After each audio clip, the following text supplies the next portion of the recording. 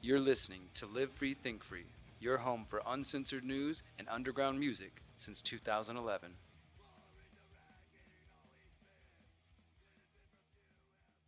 This is one that I wanted to focus on. Relates to, what is that thing, Micah? FBI entrapping Surveillance. people. Oh, entrapment. Sorry. Yeah, you know, the whole thing where like the FBI, they go out there and they'll find somebody who's they kind of they find unstable. somebody who like is really influenceable, and like the new kid in the neighborhood, and said they'll be your friend. Well, if literally, you, like take these explosives. We covered this a couple of weeks ago. Remember, this was back in June. FBI's entrapment of Americans continues with layest arrest of 18-year-old with developmental issues. Remember, we were talking about this. His father was speaking out saying, "He must have started before he was 18. When he was 16 years old, they started trying to get this kid. All kinds of people aren't allowed to talk to your kid. Pledge allegiance to Al Qaeda. But no, the FBI can pretend to be terrorists and go start messaging them on Discord and Snapchat and whatever other apps they want to. And that's what they did in this other case a couple months back. That's happening now. So that young man, unfortunately, is at the beginning of a very bad journey, and I wish him well. Now, at the taxpayer expense. At the taxpayer expense. Now, to the other side of coming out of this journey, we have this breaking story just in the last couple of weeks.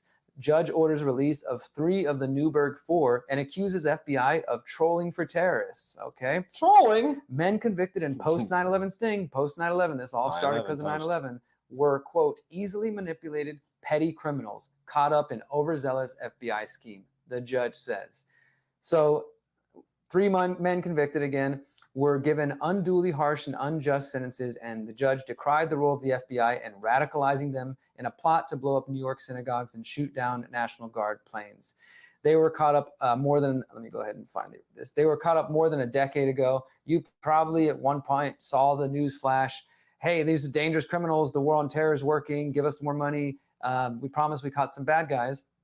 But as it was claimed at the time. You mean people might have wanted results? I mean, this isn't even new, right, Michael? When you go back to the original reporting of this, the men themselves were saying, we were entrapped. This is, a mistake. But it's been a decade. They've been in jail now for a little bit, and I guess the judge got some new information. She says that it was a scheme driven by overzealous FBI agents and a dodgy informant, U.S. District Judge Colleen McMahon. The lead conspirator was the United States. I mean, it doesn't get more clear than that. She wrote when she granted the men's request for compassionate release, effective in 3 months. So they still got to sit there for 3 more months. That's got to suck. She said it was heinous of the men to agree to participate in what she called the government's made-for-TV movie, but the judge added the sentence was the product of a fictitious plot to do things that these men had never remotely contemplated, and they were never going to happen.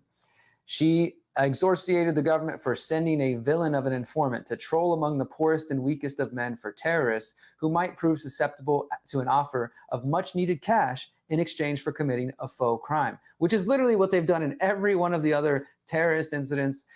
I would say 90% of them, maybe not everyone, but by and large, it's the same story. Sure enough, an FBI agent pops up in the story, and they've been there. Hey, you want to go do some terrorism? Hey, you want to do some terrorism? I got some money. And then eventually they find somebody willing to do it.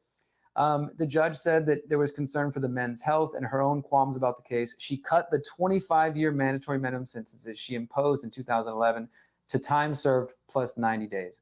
So she let them do 12 years, half of the sentence basically, which is still horrible. She said that would allow time for probation officials to prepare and for a lawyer to line up supportive housing for them, for one of the men who has a severe mental illness, by the way, but the FBI entrapped him.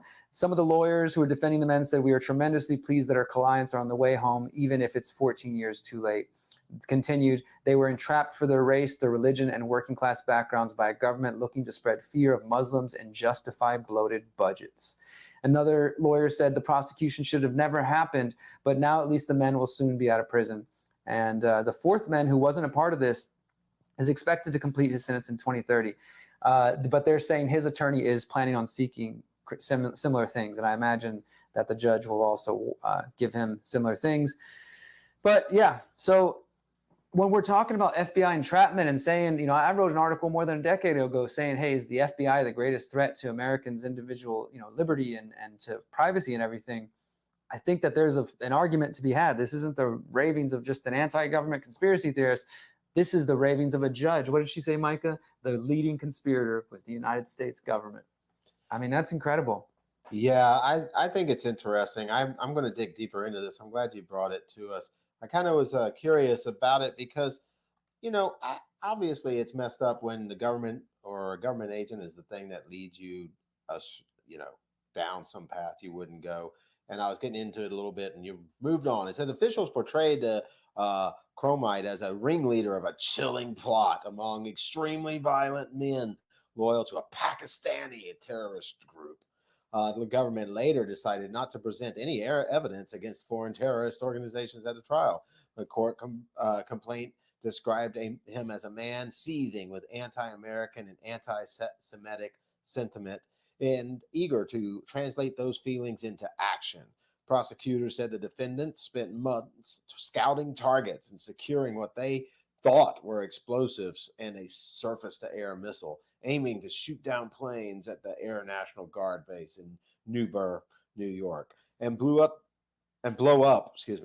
synagogues in Riverdale and in the Bronx. They were arrested there after allegedly planting bombs that were in fact packed with inert explosives supplied by the FBI. Never had a bomb. Yeah. They never had the means. They never had the motive had to be pushed into them. And you know, just like most of these cases, they have to be talked to multiple times. It's not like they're immediately like jump. Yeah, I'm ready to do terrorism. They like repeatedly come back to them and promise to be like, oh, I'm talking to this guy from the FBI or Al Qaeda. He's going to, you know, give us some weapons if we just pledge allegiance. And they build up like a little bit of case to show them like, see, he's kind of interested. Can I keep going? Can I keep going? Yeah, they say that an informant tried to stir up with rhetoric and choose target, get them going, you know, like, come on, you know what they've done to us. Yeah, that's sad. That sounds like entrapment, right? I hope that, honestly, I hope that this sets a precedent of more cases coming forward and of more people who have been found in those situations. Jurors convicted the men in 2010. To take like a similar approach. I mean, to try to request a compassionate release, if at all possible. So this judge didn't so much convict them. They won in front of She just handed the sentence down. Yeah.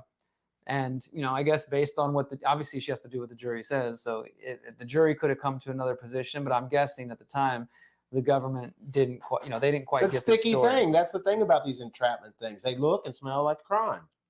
Yeah. And I think also there probably are people who, I mean, I guess maybe there is a crime. It's called entrapment. You have to put it in the context too, right? Because I think that sometimes right now, especially our friends in their 20s and under, don't remember 9/11 and don't remember the hysteria post 9/11. Like the only thing I can maybe frame of reference for you is if you think about all the hysteria about COVID going on right now. Imagine the hysteria for years about people like going on TV, terrorists everywhere. Mass destruction. There's terrorists everywhere. We need to get more money. And you didn't see them as clowns because they seem like normal people, like generals and stuff. Well, right? then you'd hear a story like the Newburgh 4. We just arrested more terrorists. The Christmas tree bomber. We got him. The shoe bomber. Oklahoma. All these different reports, and many of them. I guess that was before. Similar cases of FBI entrapment. But once those pop up enough, just like with there's a new COVID variant, people get afraid and they're like, sure, whatever, go ahead, spy on people, lock them up, whatever, as long as it's going to keep me safe. And I've heard these justifications time and time again. We've heard them with the TSA. We need the TSA to keep us safer. We need if to you take ain't got nothing to hide, why won't you take your shoes off? So, I mean, just try to put your mind into that to understand the importance and the severity of exposing these kind of cases. Since 2012, the Conscious Resistance Network has been an independent media organization focused on empowering individuals through education, philosophy, health, and community organizing. We work to create a world where corporate and state power do not rule over the lives of free human beings. Our motto is leading by example and helping others in their pursuit of freedom. Visit theconsciousresistance.com to find our articles, documentaries, interviews, podcasts, books, and more. Remember, you are powerful, you are beautiful, and you are free.